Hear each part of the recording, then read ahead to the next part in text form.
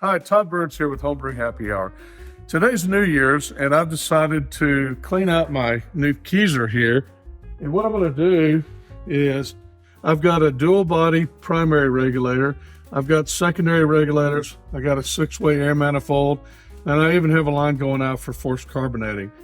I'm going to be utilizing the GovRegs, and what we're going to do with those is we're going to clean up some of this, make it a little bit easier. And what they are is basically a little secondary regulator, and I'll show you what those look like in a minute here, and we'll start working on redoing this whole system. All right, so now I just have the 6-way air distributor in here in my original lines. Here's all the stuff I pulled out, including the primary, secondary regulator, and then this, which is just my attempt to try to provide carbonation to 3 different beverages. Although this didn't work perfectly because the beverages themselves really needed different carbonation levels, which the GovReg should help me with. I'm going to show you a couple of options for this 6-way air distributor using the GovReg. One would be to use your supply line coming from your primary, screw this on here, and then you could run higher pressure to it, which could then be separated into secondaries, and I'll show you that in a moment. But I'm also going to show you another really neat option, which is to put this GovReg straight on. And now you can put this on, and by using just one of these, you can control this whole unit at whatever pressure you want. With that many beers, you're probably going to be between 10 and 12 PSI.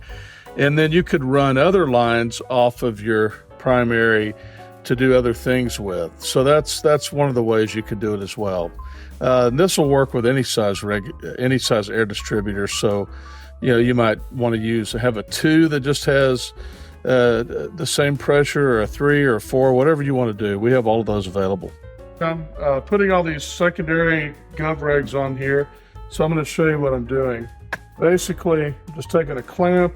I'm using an outrigger clamp, but you could just use a standard automotive type worm clamp as well. So this is a little big for this hose, but you can push it over there. And then if you do use an outrigger, I'm using a number 17.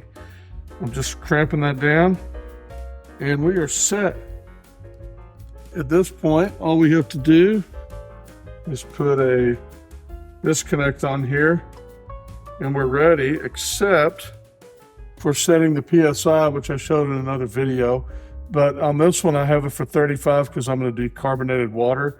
But what I like to do is, I've set this one as well about 11. I just go through and set each one and then put a label on it. All right, so I finished putting everything together on the Keezer. You can see now that we just have the 6-way air distributor, and we have a single body primary regulator. This has a Y on it, but I'm not actually using the other side. I'll probably just take that off. But anyway, you can just see how much cleaner this is now. Before, I had approximately 11 lines in here because of different pressures and everything.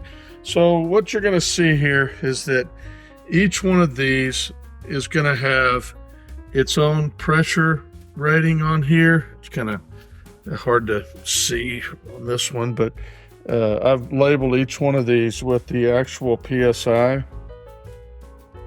So I can put these on the kegs and know where they are. If I need to change one, it's very quick and easy to change.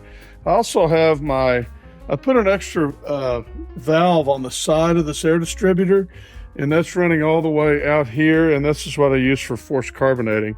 So I can also have this, and it's set at 40 PSI. All right, well, that's the Gov regulator, secondary regulator, and we have my whole Keezer set up with these now. I don't have to have near as many lines. Makes my life a lot simpler.